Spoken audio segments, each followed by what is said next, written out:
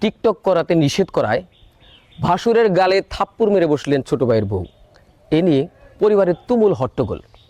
এই ঘটনার নেপথ্যে আরও কোনো ঘটনা রয়েছে কিনা সব ঘটনা জানাতে আমরা এবার যাচ্ছি তাদের কাছে।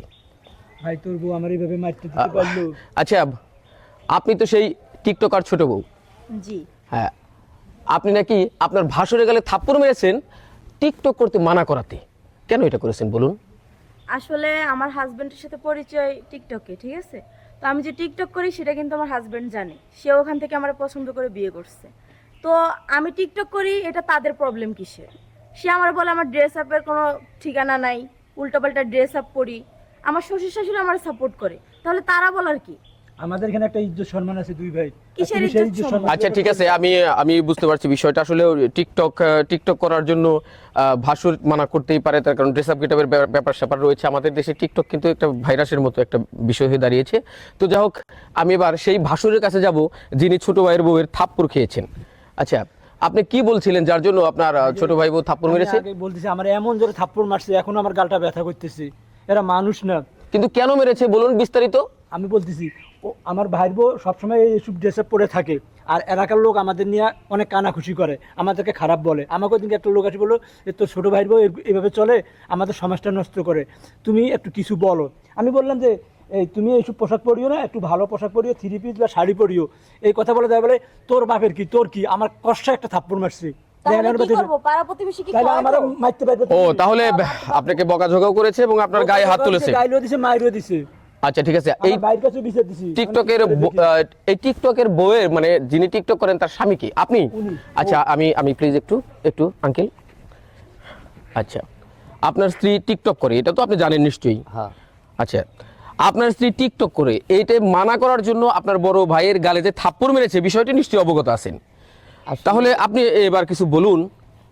এই কাজটা ঠিক করে নাই, খুবই খারাপ কাজ করছে। আমার বউ টিকটক করে, আমি এটা মনে করেন যে মাইনে নিছি। কিসের জন্য মাইনে নিছি? যে এখনকার যুগের মেয়েরা টিকটক করবি, ঠিক আছে, হয়তো বিয়ে শাদী আমার সাথে হইছে, একসময় বুঝায় সোজায় ভালো করব, কিন্তু ভালো তো করবে পারতেছি না।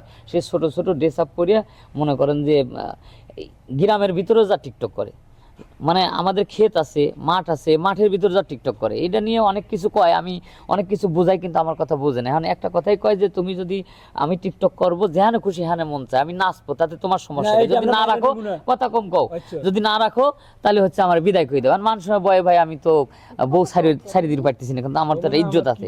এখন আজকে আমার বড় ভাই যেহেতু মানা করছে, সে বয়স্ক লোক, আমার বড়, আমার সিনিয়র, সে মানা করবে পারে, কিন্তু তার গালে যখন থাপ্পড় মারছে ভাই, এই জন্যই ভাই আমি আর সহ্য করে পারতেছি না। এই বউ এখন আর আমি রাখবো না, এখন আমি ছাড়ি দেবো। না না, আপনার এই বিষয়টি কিন্তু সমাধান নয় যেটা আপনার বউ ছেড়ে দিবেন, তার কারণ যে কোনো ভুলেরই সংশোধন রয়েছে। তো আমি আপনাকে ব্যক্তিগতভাবে বলতে চাই সেটা টিকটক, এটা যেহেতু আপনার শ্বশুরবাড়ির লোকজন পছন্দ করছেন না, তাহলে এটা ছেড়ে দিন।